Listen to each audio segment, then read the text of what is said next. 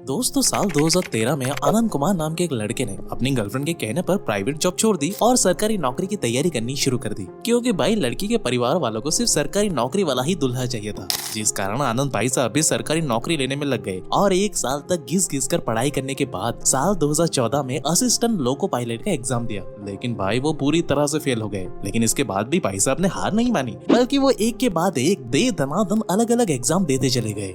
लेकिन कभी physical test में तो कभी मेरिट में 5-10 मार्क्स से उन्हें भाई हर एग्जाम में फेलियर का ही सामना करना पड़ा। और इन सब चक्कर में 4 साल निकल गए और पूरे 4 साल के बाद जब रेलवे में ग्रुप सी का एग्जाम आया, तब इस बार आनंद के नसीब ने उसका साथ तो दिया, लेकिन भाई क्या करे, जॉब के फाइनल सिलेक्शन में उसका कहीं पे नाम ही नहीं आया। और भाई इस बीच में गर्लफ्रेंड भी थक हार कर किसी और से शादी कर चली गई और भाई साहब की प्राइवेट जॉब तो पहले ही चली गई थी। ऊपर से इतने सालों की तैयारी कर करके आनंद भाई साहब अब पढ़ाई से ऊब चुके हैं, लेकिन तब भी वो आज भी पढ़ाई में लगे हुए हैं, इस उम्मीद में कि एक दिन तो उनकी सरकारी नौकरी पक्का लगेगी और उनका फ्यूचर भाई सिक्योर हो जाएगा। जबकि भाई रियलिटी ये है कि पिछले 8 सालों में करीब 22 करोड़ लोगों ने सरकारी नौकरी के लिए अप्लाई किया है, लेकिन भाई उनमें से केवल 7,22,000 लोग ही आज तक सिलेक्ट हो पाए हैं। आप खुद देख लो, यानी कि यहाँ पे सरकारी नौकरी लगने का सक्सेस रेट सिर्फ 0.33% है, जिसमें आनंद जैसे मासूम नौजवान का नंबर कब आएगा उसकी कोई गारंटी नहीं है। तो अब सवाल ये आता है कि जब सरकारी नौकरी हासिल कर पाना इतना ही मुश्किल है, तो फिर आजकल के नौजवान अपनी भरी जवानी एक मामूली सी नौकरी के पीछे क्यों दांव पे लगा रहे हैं?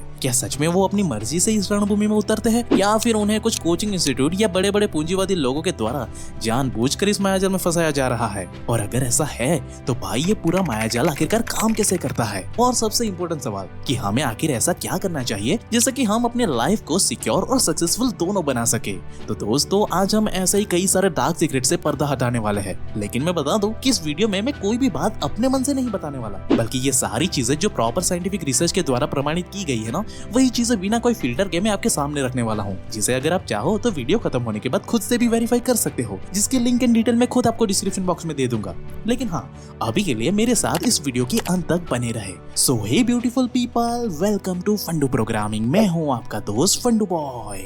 तो यहाँ पे सबसे पहला सवाल तो यही आता है भाई कि आखिर लोगों को गवर्नमेंट जॉब चाहिए ही क्यों? और ज्यादातर लोग ऐसा क्यों समझते हैं कि एजुकेशन मतलब सरकारी नौकरी हासिल करना? तो भाई मेरे बात यहाँ पे सीधी सी है कि जब भी कोई कंट्री या स्टेट डेवलपिंग स्टेट में होता है या फिर अंडर डेवलप होता है, तब उस प्रदेश के लोगों की इनकम सोर्स बहुत ही कम होती है। और जाहिर सी बात है कि ऐसे जगह पे कोई इंडस्ट्री तो होती नहीं है, इसलिए वहाँ के लोग अपने एजुकेशन पे सबसे ज्यादा ध्यान देते हैं ताकि वो एक सरकारी नौकरी हासिल करके अपना फ्यूचर सिक्योर कर सके। और भाई रियलिटी देखे तो आजादी के इतने सालों के बाद भी भारत में कई सारे प्रदेश सच में बहुत ही बुरी हालत में है। बताता कोई नहीं है, लेकिन है। इसलिए भाई वहाँ के लोग आज भी ऐसे ही लोगों को कामयाब समझते हैं जिनके पास सरकारी नौकरी होती है, क्योंकि सरकारी नौकरी वाले लोग उनके समाज में बाकी लोगों के हिसाब से पहले तो ज्यादा पैसे कमाते हैं और दूसरा उनकी जॉब सिक्योर होती है, यानी कि एक बार जॉब लग गई तो भाई जिंदगी भर की टेंशन खत्म। लेकिन भाई जब इन्हें पता है कि सरकारी नौकरी लगने के चांसेस इतने कम हैं, तब भी ये लोग इसके चक्कर में क्यों पागल हुए पड़े हैं? वो लोग चाहे तो किसी दूसरे स्टेट में जाकर कोई प्राइवेट जॉब भी तो कर सकते हैं ना, जैसे मुंबई, बेंगलोर या पुणे। तो दोस्त अगर इधर उधर की बात छोड़कर अगर हम ग्राउंड रियलिटी को देखें तो ज्यादातर यूथ 15 से 20 साल तक घिस कर स्कूल कॉलेज में पढ़ाई करने के बाद भी इस लायक बन ही नहीं पाता कि उन्हें कोई प्राइवेट कंपनी कॉलेज से निकलते ही एक अच्छी खासी सैलरी वाली जॉब दे पाए। क्योंकि आज भी हमें स्कूल एंड कॉलेज में बस किताबों को रटना सिखाया जाता है, कोई प्रैक्टिकल नॉलेज तो सिखाई नहीं जाती। इसलिए अगर ऐसे बच्चों को सरकारी नौकरी ना दी जाए तब उनकी हालत किसी भीख मांगने वाले की तरह हो जाती है। और ये बात मैं नहीं बल्कि बिहार के एक एस्पिरेंट ने खुद ये बताया है। आप खुद देखो। तो उसका लास्ट ऑप्शन वही है, सरकारी नौकरी।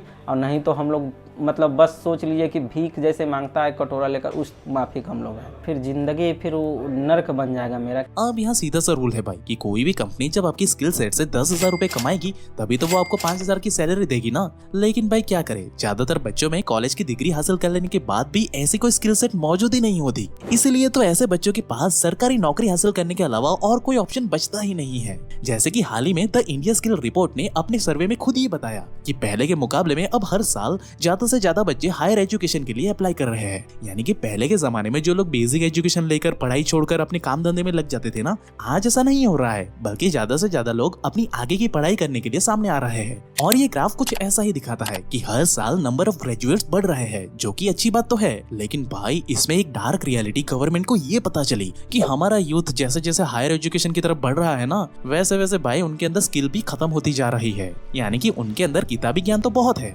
लेकिन भाई रियल लाइफ में उसका इस्तेमाल कैसे करना है वो उन्हें नहीं आता है। और ये चीज आप खुद इस ग्राफ में देख सकते हो कि स्किल के मामले में ये कितना डाउन चला जा रहा है। और भाई ग्राउंड रियलिटी में ये चीज तो आप सब लोग अपनी लाइफ में डेली देखते होंगे, जिसका एक्चुअल प्रमाण देते हुए बिहार के मुजफ्फर में एक कोचिंग इंस्टीट्यूट चलाने वाले प्रकाश राज जी खुद ये बताते हैं कि आज मार्केट में बिना स्किल वाले सिर्फ नाम के ग्रेजुएट्स इतने ज्यादा बढ़ चुके हैं ना कि ये लोग 2 से 3 हजार रुपए के लिए भी पूरे महीने पर काम करने के लिए तैयार है, क्योंकि उनको खुद भी पता है भाई कि उनके पास पैसे कमाने वाली कोई भी स्किल मौजूद है ही नहीं। इतना बड़ा हुआ तो हर सप्ताह में या हर महीने में 1-2 बार तो जरूर कोई ना कोई एक ऐसे ग्रेजुएट आ जाते हैं जो हमको ये कहते हैं कि सर हमको जॉब पे रख लीजिए, कि हम ग्रेजुएट हो चुके हैं, अभी मेरा कोई जॉब नहीं है और खुद को आगे बढ़ने के लिए तैयारी वारी करने के लिए हमें पैसे की ज़रूरत है। और वो ऐसा नहीं है कि बहुत ज़्यादा पैसा का डिमांड करते हैं। कितने पैसों में काम करने के लिए तैयार हो जाते हैं? वो 3-4 हज़ार रुपये महीना में करने के लिए रेडी हो जाते हैं। अब ये रियलिटी भाई जानते सब है, लेकिन आपको कोई मुंह पे नहीं बताएगा,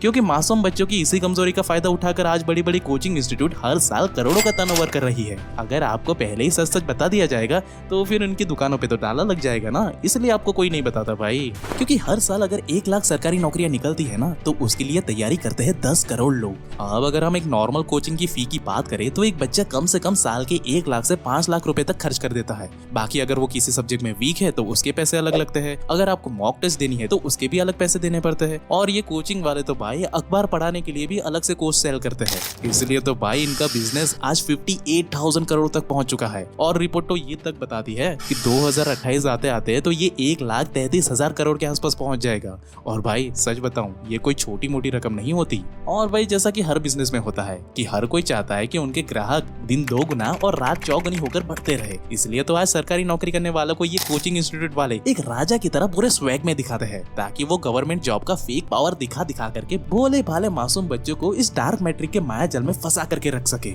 और जब जोश जोश में बच्चे 2-3 अटेम्प्ट देने के बाद फेल होकर मायूस होने लगते हैं, या फिर उम्र बढ़ जाने के बाद घर वाले जब अपनी जिम्मेदारी उठाने के लिए कॉल करने लगते हैं, तब भाई यही कोचिंग वाले उन्हें मोटिवेट करते हुए कहते हैं कि अरे यार अभी तो सिर्फ 3 ही अटेम्प्ट हुए हैं, 2 अटेम्प्ट अभी भी बाकी है, तुम तो योद्धा हो, बस लगे रहो, थोड़ी और मेहनत करो और फिर एक दिन देखना आज जो लोग तुम्हारा मजाक उड़ा रहे हैं ना वही लोग कल तुम्हारे पैरों पे गिरकर तुमसे माफी मांगेंगे। और भाई ऐसी घिसी पीटी लाइन सुनकर बेचारे बच्चे बिना सोचे समझे सालों तक अपना पैसा और टाइम लुटाते रहते हैं। अब इससे भाई तैयारी कर रहे बच्चों का कितना भला हुआ ये तो किसी को नहीं पता, लेकिन भाई ऐसे फेक मोटिवेशन से कोचिंग इंस्टीट्यूट हर साल अंता पैसा छाप रही है। और अगर भाई इस बीच में अगर 1000 में से किसी एक बच्चे ने सच में जॉब हासिल कर ली, तब तो भाई ये इंस्टीट्यूट वाले उस बच्चे को एक हीरो की तरह लोगों के सामने लाकर खड़ा कर देते हैं। अखबारों में, सड़कों पे, जगह जगह पे उसकी फोटो लगा लगा करके उसे सुपरस्टार बना देते हैं कि कैसे एक गरीब बच्चे ने हमारी कोचिंग इंस्टीट्यूट से पढ़कर अपने गरीब माँ बाप का नाम रोशन करके दिखाया है। ऐसी मोटिवेशनल एंड इमोशनल टैगलाइन लगा लगा करके वो और भी ज्यादा मासूम और बेचारे बच्चे को अपनी कोचिंग इंस्टीट्यूट की तरफ चालाकी से अट्रैक्ट कर लेते हैं, जिसे देखकर और भी नए बच्चे अपना फ्यूचर सिक्योर करने के लिए आ ही जाते हैं। क्योंकि भाई जाहिर सी बात है सबको अपना फ्यूचर सिक्योर तो करना ही है ना, इसलिए बच्चे अपने आप ही चले जाते हैं। लेकिन भाई ये कोचिंग इंस्टीट्यूट वाले आपको ये कभी नहीं बताते कि उनके ही इंस्टीट्यूट में पढ़ने वाले बाकी फेल हुए हजारों बच्चों का क्या हुआ। उनके माता पिता ने भी तो भाई अपने सालों की मेहनत की कमाई इन कोचिंग वालों के कोर्स में लगा दी थी ना, आखिर फेल होने के बाद उनकी जिंदगी कैसे कट रही है वो चीजें तो ये लोग हमें कभी नहीं दिखाते। क्योंकि भाई इन्हें तो बस उन बच्चों से मतलब होता है जिसने खुद अपनी मेहनत से कुछ उखाड़ा होता है, बाकी के एस्पिरेंट्स को तो भेड़ बकरियों की तरह वो चुपके से साइड में सरका देते हैं, जैसे कि वो उन्हें कभी जानते ही ना हो, ताकि उनका धंधा दिन रात चलता रहे। बाकी लोगों की सरकारी नौकरी लगे ना लगे उनसे उनको कोई फर्क नहीं पड़ता। और भाई यहाँ पे कड़वी सच्चाई तो ये है कि दुनिया की कोई भी सरकार, कोई भी मतलब कोई भी सरकार चाहे कुछ भी कर ले, लेकिन तब भी वो हर साल इतनी सारी सरकारी नौकरियां कभी जनरेट कर ही नहीं सकती जिससे कि देश के सारे बेरोजगार लोगों को सरकारी नौकरी मिल सके। ये कड़वी सच्चाई है, मगर कोई ये आपको बताएगा नहीं। इसलिए तो भाई आप खुद देखो कि सरकार ने कई सारी स्कीम लॉन्च की है जिससे कि आम जनता अपना खुद का बिजनेस या फिर छोटा मोटा धंधा सेटअप कर सके।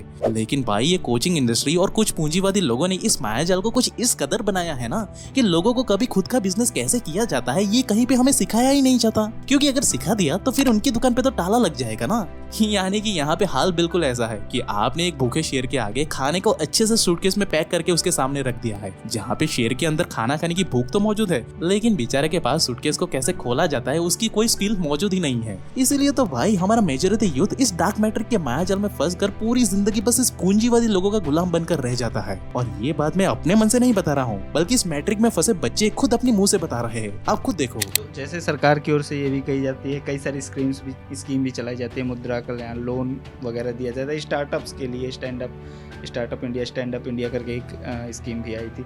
तो इन सब सारी स्कीम्स के जरिए जैसे जो है नई स्कीम्स आती हैं जो सरकार वगैरह की, तो जैसे जो सरकार की स्कीम वगैरह आती हैं तो उनमें जो है ट्राई करते हैं, कभी आप लोग कोशिश की? नहीं, हम तो गवर्नमेंट जॉब ही करनी है। नहीं, जैसे हम लोग का है कि पहले से हम लोग ने सोच रखा था कि गवर्नमेंट जॉब ही करनी है, क्योंकि उस तरह से शिक्षा मिला ही नहीं जो कुछ मतलब कि उद्योग के बारे में सोच सके कि हमें उद्योग लगाना है या फिर कुछ अपना खोलना है। तो हम लोग ने पहले से सोच रखा था। जब ग्रेजुएशन हम लोग ने तो भाई अब करे क्या सरकारी नौकरी का ख्वाब जो हमने बचपन से सजा करके रखा था उसे क्या भूल जाए अब? तो दोस्त ऐसा बिल्कुल नहीं है। सरकारी नौकरी करना बिल्कुल गलत बात नहीं है, लेकिन हमें इसमें प्रैक्टिकल होना पड़ेगा। इमोशनल होने से कोई फायदा नहीं होने वाला। जैसे अगर आप सरकारी नौकरी की तैयारी करने की सोच ही रहे हो, तब आपको सबसे पहले अपने आप से ये सवाल करना है कि आखिर आप हो कौन? क्या आप इस रेस में अपने लिए जगह बनाने की ताकत रखते हो या नहीं? अपने आप से पूछो। अगर आपके अंदर दम है तब तो आपको चिंता करने की कोई जरूरत ही नहीं है। लेकिन अगर आप सिर्फ कोचिंग वालों के बहकावा में आके या फिर अपने आसपास वालों को दिखाने के लिए इसमें उतर रहे हो, तो भाई रुक जाओ, क्योंकि रियलिटी यही है कि दुनिया की कोई भी कोचिंग इंस्टीट्यूट आपका सिलेक्शन नहीं करवा सकती। हाँ, वो आपको सही डायरेक्शन दिखा सकती है, लेकिन सिलेक्शन तो भाई आपकी अपनी काबिलियत के दम पर ही होगा। नहीं तो आप खुद सोचो ना कि अगर महंगी महंगी कोचिंग लगवाने से ही सिलेक्शन हो जाता, तो ये कोचिंग वाले अपने इंस्टीट्यूट के सारे बच्चों का 100% सिलेक्शन क्यों नहीं करवा देते? पैसे तो सभी बच्चे बराबर देते हैं। इसलिए भाई इस भ्रम से जल्द बाहर आ जाओ, तभी आप कुछ कर पाओगे। और ये सब सच्चाई जाने के बाद भी अगर अभी भी आपको तैयारी करके अपनी किस्मत को आजमाना ही है, तो भाई ये तैयारी वाला काम हमेशा 20 से 21 साल की एज में शुरू कर दो और पढ़ाई के साथ साथ कुछ ऐसी स्किल भी सीखना स्टार्ट कर दो जो आपको हर महीने एक अच्छी खासी कमाई करके दे, ताकि आप फैमिली के ऊपर डिपेंडेंट ना रहो। और ये करना कोई बड़ी बात नहीं है। आजकल ChatGPT और AI की मदद से आप ये चीज इजीली कर सकते हो। इसके ऊपर हमने एक कोर्स भी बनाया है, चाहो तो उसकी डिटेल आपको डिस्क्रिप्शन बॉक्स में मिल जाएगी, जिसे सीखकर आप कम से कम एक स्टेबल लाइफ तो जी ही सकते हो, ताकि अगर कल को आपका सिलेक्शन नहीं भी हुआ तब भी आपके घर में कभी पैसों की कमी नहीं होने वाली। और वर्स्ट केस किनारों में मान लो कि अगर 25 से 26 साल की उम्र तक भी अगर आपको कोई सरकारी जॉब नहीं मिली, तो भाई ज्यादा कुछ सोचे, सीधा अपने फ्यूचर को ऐसी डायरेक्शन में तुरंत ही लेकर आ जाओ जहाँ पे आप कुछ पैसे बना पाओ, क्योंकि आपको फैमिली भी तो संभालनी है। नहीं तो आप जिंदगी भर इस मैट्रिक के मायाजाल में फंस कर रह जाओगे, जिसमें आपका कितना भला होगा वो तो मुझे नहीं पता, लेकिन बड़े बड़े पूंजीवादी लोग जिंदगी भर आपसे पैसा लूट लूट कर अपनी तिजोरियां जरूर भर लेंगे। अगर आपको इसके बारे में और भी बारीकी से जानना है तो आप ये लेफ्ट वाली वीडियो पे अभी क्लिक कर सकते हो। बाकी आपको हमारी ये वीडियो कैसी लगी वो हमें कमेंट करके जरूर से बताना, और ऐसे ही लाइफ चेंजिंग वीडियोस हर हफ्ते देखने के लिए हमारे चैनल को अभी सब्सक्राइब करें। And at last, thank you for watching guys.